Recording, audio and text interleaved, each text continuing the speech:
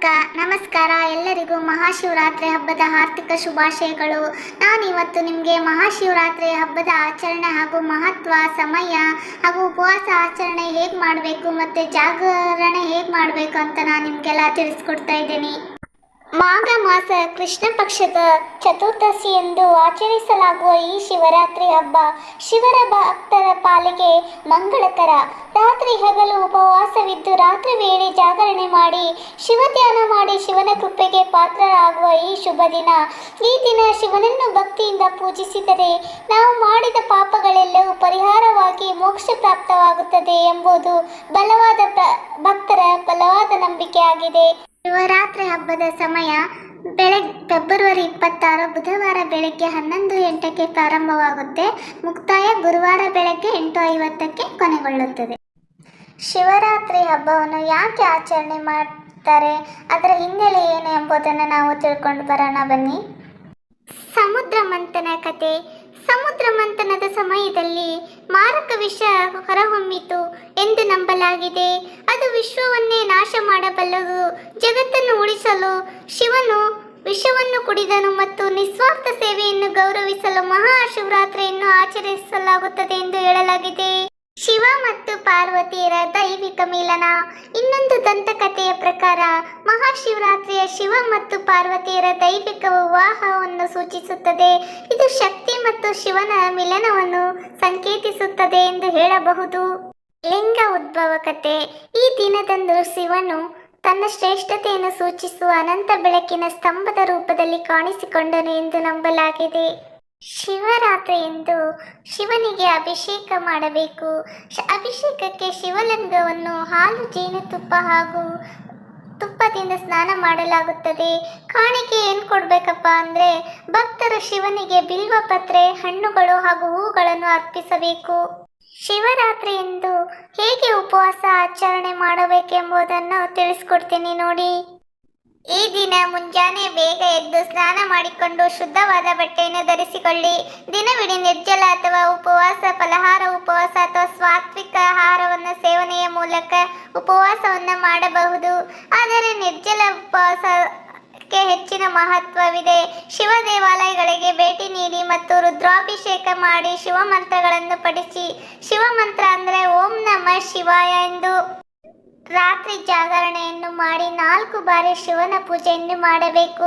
ಮರುದಿನ ಬೆಳಗ್ಗೆ ಪ್ರಾರ್ಥನೆ ಸಲ್ಲಿಸಿದ ನಂತರ ಉಪವಾಸವನ್ನು ಮುಕ್ತಾಯಗೊಳಿಸಿ. ಮಹಾಶಿವರಾತ್ರಿ ಎಂದು ಪರಶಿವನ ಆಶೀರ್ವಾದವನ್ನು ಪಡೆದುಕೊಳ್ಳುವುದಕ್ಕಾಗಿ ಭಕ್ತರು ನಾನಾ ಕಾರ್ಯಗಳನ್ನು ಮಾಡುತ್ತಾರೆ. ಯಾವ ವ್ಯಕ್ತಿ ಶಿವನಿಗೆ ಪ್ರಿಯವಾಗುವಂತಹ ಕೆಲಸಗಳನ್ನು ಮಾಡುತ್ತಾನೋ ಅವನ ಜೀವನದಲ್ಲಿ ಸಕಲ ಕಷ್ಟಗಳು ದೂರವಾಗುತ್ತವೆ ಎನ್ನುವ ನಂಬಿಕೆ ಇದೆ. ಮಹಾಶಿವರಾತ್ರಿ ಹಬ್ಬದ ದಿನದಂದು ಮನೆಗೆ ಈ ಅದ್ಭುತ ವಸ್ತುಗಳನ್ನು ತರುವುದರಿಂದ ಮನೆಯಲ್ಲಿ ದುರಾದೃಷ್ಟಕ್ಕೂ ಕೊನೆಗೊಳ್ಳುತ್ತದೆ. ಹಣಕಾಸಿನ ಸಮಸ್ಯೆಗಳು ದೂರವಾಗುವುದು, ಜನ್ಮಗಳ ಪುಣ್ಯ ಫಲಗಳು ಲಭ್ಯವಾಗುವುದು ಎಂದು ಶಾಸ್ತ್ರ ಹೇಳುತ್ತದೆ. ಶಿವನಿಗೆ ಪ್ರಿಯವಾದಂತಹ 8 ವಸ್ತುಗಳ ಕುರಿತು ಉಲ್ಲೇಖಿಸಲಾಗಿದ್ದು, ಇವುಗಳನ್ನು ನಾವು ನಮ್ಮ ಮನೆಗೆ ತರುವುದರಿಂದ ಜೀವನದಲ್ಲಿ ಅದ್ಭುತಗಳೇ ನಡೆಯುತ್ತದೆ. ಅದು ಮಹಾಶಿವರಾತ್ರಿ ಎಂದು ಮಾತ್ರ ಶಿವನ ಕೃಪೆಯು ನಮ್ಮ ಮೇಲೆ ಉಳಿಯುತ್ತದೆ. ದಕ್ಷಿಣಾವರ್ತಿ ಶಂಖ. ದಕ್ಷಿಣಾವರ್ತಿ ಶಂಖವು ಲಕ್ಷ್ಮೀ ದೇವಿಗೆ ಹೇಗೆ ಪ್ರಿಯವಾಗಿದೆಯೋ ಹಾಗೆ ಶಿವನಿಗೂ ಕೂಡ ಪ್ರಿಯವಾದ ವಸ್ತುವಾಗಿದೆ. ಯಾಕೆಂದರೆ ದಕ್ಷಿಣಾವರ್ತಿ ಶಂಖವು ಸಮುದ್ರ ಮಂಥನ ಸಮಯದಲ್ಲಿ ದೊರೆತ ವಸ್ತುವಾಗಿದೆ.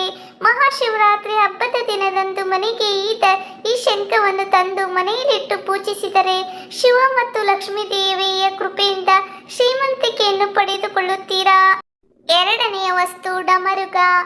ಶಿವನ ಡಮರುಗವನ್ನು ತನ್ನ ಕೈಯಲ್ಲಿ ಹಿಡಿದುಕೊಂಡಿರುವುದನ್ನು ಸಾಮಾನ್ಯವಾಗಿ ಎಲ್ಲರೂ ನೋಡಿರುತ್ತೀರಾ ಅಲ್ವಾ. ಶಿವನು ಡಮರುಗ ಹಾಗೂ ಅದರ ಸದ್ದಿನ ಪ್ರಿಯ. ಈ ಕಾರಣಕ್ಕಾಗಿ ಮನೆಗೆ ಶಿವನಿಗೆ ಮೆಚ್ಚುಗೆ ಆದ ಡಮರುಗವನ್ನು ತರಬೇಕು ಹಾಗೂ ಅದನ್ನು ಪೂಜೆ ಮಾಡುತ್ತಿರಬೇಕು. ಮೂರನೆಯ ವಸ್ತು ತ್ರಿಶೂಲ. ತ್ರಿಶೂಲವನ್ನು ಶಿವನು ತನ್ನ ಕೈಯಲ್ಲಿ ಹಿಡಿದುಕೊಂಡಿರುತ್ತಾನೆ. ಹಾಗೆ ತ್ರಿಶೂಲದಲ್ಲಿನ 3 ಭಾಗಗಳು ಮನುಷ್ಯನ ಆಸೆ, ಕ್ರಿಯೆ ಮತ್ತು ಜ್ಞಾನವೆನ್ನುವ 3 ಶಕ್ತಿಗಳನ್ನು ಪ್ರತಿನಿಧಿಸುತ್ತದೆ. ಹಾಗಾಗಿ ಮಹಾಶಿವರಾತ್ರಿ ಹಬ್ಬದ ದಿನದಂದು ಮನೆಗೆ ತ್ರಿಶೂಲವನ್ನು ತಂದರೆ ಶಿವನು ಅದೃಷ್ಟವನ್ನು, ಶ್ರೀಮಂತಿಕೆಯನ್ನು ಅನುಗ್ರಹಿಸುತ್ತಾನೆ. ನಾಲ್ಕನೆಯ ವಸ್ತು ನಂದಿ ವಿಗ್ರಹ. ಶಿವರಾತ್ರಿ ದಿನದಂದು ಅಥವಾ ಶಿವರಾತ್ರಿಗೂ ಮುನ್ನ ಮನೆಗೆ ಶಿವನ ಸಂದೇಶವಾಹಕನಾದ ನಂದಿಯ ವಿಗ್ರಹ ಅಥವಾ ಪ್ರತಿಮೆಯನ್ನು ತರಬೇಕು. ಒಂದು ವೇಳೆ ನಿಮಗೆ ನಂದಿ ಸಿಗದೆ ಹೋದರೆ ಕಾಮಧೇನು ಹಸುವನ್ನು ತಂದು ಕೂಡ ಪೂಜೆಯನ್ನು ಮಾಡಬಹುದು. ಇದರಿಂದ ನಮ್ಮ ಇಷ್ಟಾರ್ಥಗಳು ಈಡೇರುತ್ತವೆ ಎಂಬ ನಂಬಿಕೆ ಇದೆ. ಐದನೆಯ ವಸ್ತು ರುದ್ರಾಕ್ಷಿ. ಶಿವನಿಗೆ ಪ್ರಿಯವಾದ ಇನ್ನೊಂದು ವಸ್ತುವೆಂದರೆ ಅದುವೇ ರುದ್ರಾಕ್ಷಿ ಸರ. ಈ ಕಾರಣಕ್ಕಾಗಿ ನೀವು ರುದ್ರಾಕ್ಷಿ ಅಥವಾ ರುದ್ರಾಕ್ಷಿ ಮಾಲೆಯನ್ನು ಮಹಾಶಿವರಾತ್ರಿ ದಿನದಂದು ಮನೆಯಲ್ಲಿಟ್ಟು ಪೂಜೆಯನ್ನು ಮಾಡಬೇಕು. ಇದು ನಿಮಗೆ ಅದೃಷ್ಟವನ್ನು ಹಾಗೂ ಶಕ್ತಿಯನ್ನು ನೀಡುತ್ತದೆ. ಶಿವನಿಗೆ ವಿಭೂತಿ ಎಂದರೆ ತುಂಬಾ ಇಷ್ಟ. ಶಿವನು ತನ್ನ ಮೈ ತುಂಬ ವಿಭೂತಿಯನ್ನು ಹಾಕಿಕೊಂಡಿರುವುದನ್ನು ನಾವು ಗಮನಿಸಿರಬಹುದು ಅಲ್ವಾ. ವಿಭೂತಿಯು ಶಿವನ ಸ್ವರೂಪವಾಗಿದೆ. ಮಹಾಶಿವರಾತ್ರಿಗೂ ಮುನ್ನ ಅಥವಾ ಹಬ್ಬದಂದು ವಿಭೂತಿಯನ್ನು ಮನೆಗೆ ತರುವುದರಿಂದ ಮನೆಯಲ್ಲಿ ಸಕಲ ಸಂಪತ್ತು ವೃದ್ಧಿಯಾಗುವುದು. ಏಳನೆಯ ವಸ್ತು ಶಿವಲಿಂಗ. ಕೆಲವೊಬ್ಬರ ಮನೆಯಲ್ಲಿ ದೊಡ್ಡ ಗಾತ್ರದ ಶಿವಲಿಂಗ ಇರುವುದನ್ನು ನೀವು ಗಮನಿಸಿರಬಹುದು ಅಲ್ವಾ. ನಿಮಗೆ ದೊಡ್ಡ ಶಿವಲಿಂಗವನ್ನು ತರಲು ಸಾಧ್ಯವಾಗದೇ ಇದ್ದರೆ ಅಂತಹ ಸಮಯದಲ್ಲಿ ನೀವು ಚಿಕ್ಕ ಗಾತ್ರದ ಶಿವಲಿಂಗವನ್ನು ಮನೆಗೆ ತರಬಹುದು. ಲಿಂಗ ರೂಪದಲ್ಲಿ ಶಿವನನ್ನು ಪೂಜಿಸುವುದರಿಂದ ಎಲ್ಲ ರೀತಿಯ ತೊಂದರೆಗಳಿಂದ ನಾವು ಮುಕ್ತಿಯನ್ನು ಪಡೆದುಕೊಳ್ಳಬಹುದು. ಕೊನೆಯ ವಸ್ತು ಬೆಲ್ಲ. ಬೆಲ್ಲ ಶಿವನಿಗೆ ಪ್ರಿಯವಾದ ವಸ್ತುಗಳಲ್ಲಿ ಒಂದು ಆಗಿದೆ. ಮಹಾಶಿವರಾತ್ರಿ ದಿನದಂದು ಮನೆಗೆ ಬೆಲ್ಲವನ್ನು ತಂದು ಅದನ್ನು ಪೂಜಿಸಿ ಶಿವನಿಗೆ ನೈವೇದ್ಯವಾಗಿ ಅರ್ಪಿಸಬೇಕು. ಈ ದಿನ ಶಿವನ ವಾಹನವಾದ ನಂದಿಗೆ ಅಂದರೆ ಹಸುಗಳಿಗೆ, ಎತ್ತುಗಳಿಗೆ ಬೆಲ್ಲವನ್ನು ತಿನ್ನಲು ನೀಡಬೇಕು. ಈ ರೀತಿ ಮಾಡುವುದರಿಂದ ಸಕಲ ಐಶ್ವರ್ಯಗಳು ನಿಮಗೆ ಪ್ರಾಪ್ತವಾಗುತ್ತವೆ ಎನ್ನುವ ನಂಬಿಕೆ ಇದೆ. ನೋಡಿದ್ರಲ್ಲ ಫ್ರೆಂಡ್ಸ್, ಈ ವಿಡಿಯೋನ ಶಿವರಾತ್ರಿ ಎಂದು ಏನು ಮಾಡಬೇಕು ಅನ್ನೋದನ್ನ. ಈ ವಿಡಿಯೋ ಇಷ್ಟ ಆದರೆ ಒಂದು ಲೈಕ್ ಕೊಟ್ಟು ಸಬ್ಸ್ಕ್ರೈಬ್ ಮಾಡೋದನ್ನ ಮಾತ್ರ ಮರಿ